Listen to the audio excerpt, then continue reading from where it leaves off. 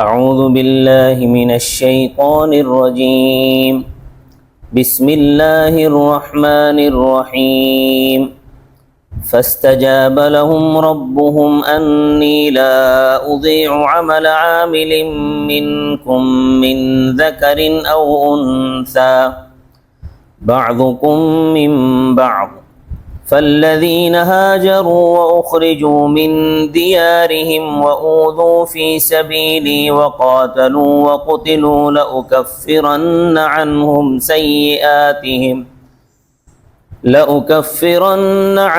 سيئاتهم ولأدخلنهم جنات تجري من تحتها الأنهار ثوابا من عند الله واللہ عنده حسن الثواب لا يغرنك تقلب الذين كفروا في البلاد متاع قليل ثم مأواهم جہنم وبئس المہاد صدق اللہ العظیم۔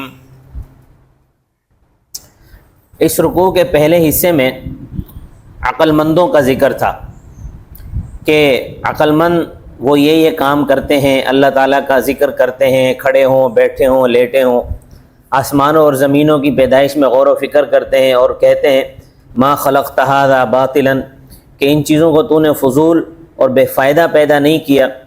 پھر آگے ان کی دعاؤں کا ذکر ہے کہ دعا کرتے ہیں کہ اے پروردگار ہمارے صغیرہ اور کبیرہ گناہ معاف فرما، ہمیں نیک لوگوں کے ساتھ وفات دے، اے پروردگار ہمیں وہ دے دے جس کا تو نے وعدہ کیا ہے، بے شک تو وعدے کے خلاف نہیں کرتا، یعنی جو وعدہ فرمایا اس کو پورا فرما۔ اب اس آیت کریمہ میں اللہ تبارک و تعالیٰ ان دعاؤں کی قبولیت کی خوشخبری دے رہے ہیں۔ اللہ تعالیٰ فرماتے ہیں فاستجاب لہم، پس قبول کر لیں ان کی دعائیں ان کے رب نے، یہ فرماتے ہوئے انی لا اضیع عمل عامل منکم، بے شک میں ضائع نہیں کرتا کسی کام کرنے والے کا کام تم میں سے۔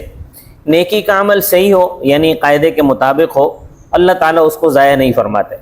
من ذکر او انثی، نیکی کرنے والا مرد ہو یا عورت، بعضکم من بعض، بعض تمہارے بعض میں سے ہیں، تم مرد عورتیں ایک دوسرے سے پیدا ہوئے ہو، عورتوں سے مراد عورتوں سے مرد اور مردوں سے عورتیں، یہ سلسلہ اللہ تعالیٰ قیامت تک جاری رکھیں گے اور قیامت تک یہ سلسلہ اسی طرح چلتا رہے گا۔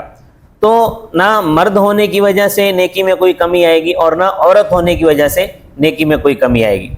فالذین ہاجروا، پس وہ لوگ جنہوں نے اللہ تعالیٰ کے راستے میں ہجرت کی، یعنی دین کی حفاظت کے لیے ہجرت کی، ایمان کی حفاظت کے لیے ہجرت کی، وَأُخْرِجُوا مِن دِيَارِهِمْ، اور اپنے گھروں سے نکالے گئے۔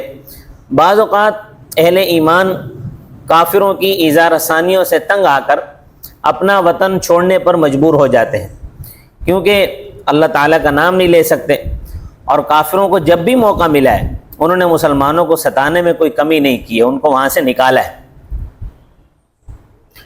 اب دیکھیں فلسطین کے اندر جو کچھ ہو رہا ہے، کتنا ظلم ہو رہا ہے مسلمانوں پر، بہت بڑا ظلم ہو رہا ہے۔ اگرچہ فلسطین میں مسلمانوں کی خاصی تعداد ہے، مگر صحیح معنی میں مسلمان کم ہیں کہ پوری دنیا کا کفر جو ہے وہ مسلمانوں کو وہاں ختم کرنے پر تل گیا ہے۔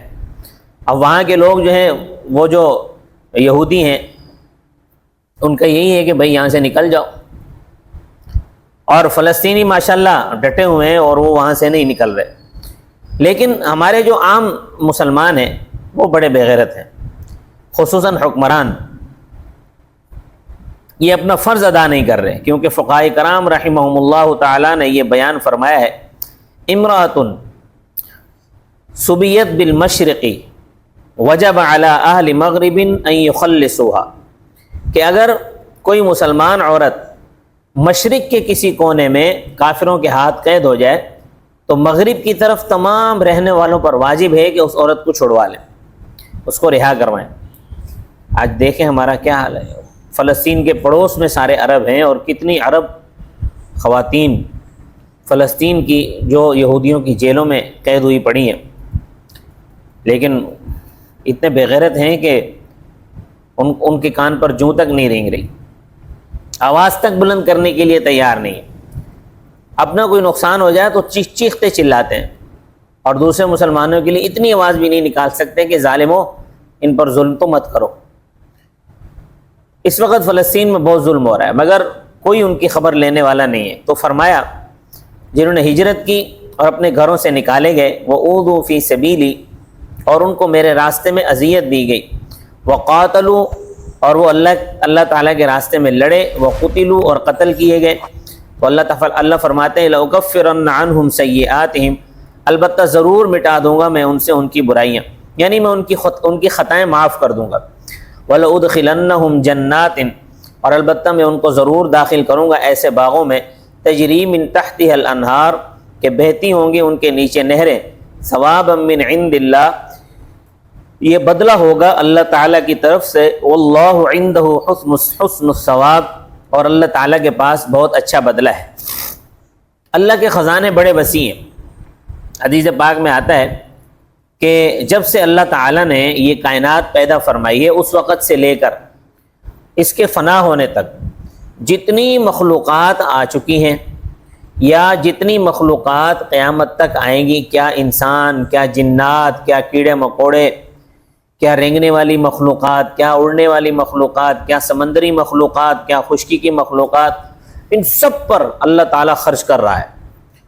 اور کب سے خرچ کر رہا ہے؟ جب سے ان کو پیدا کیا ہے.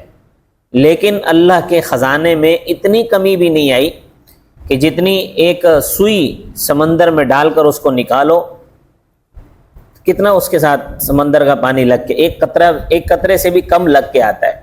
تو اللہ کے خزانے میں اتنی کمی بھی نہیں آئی.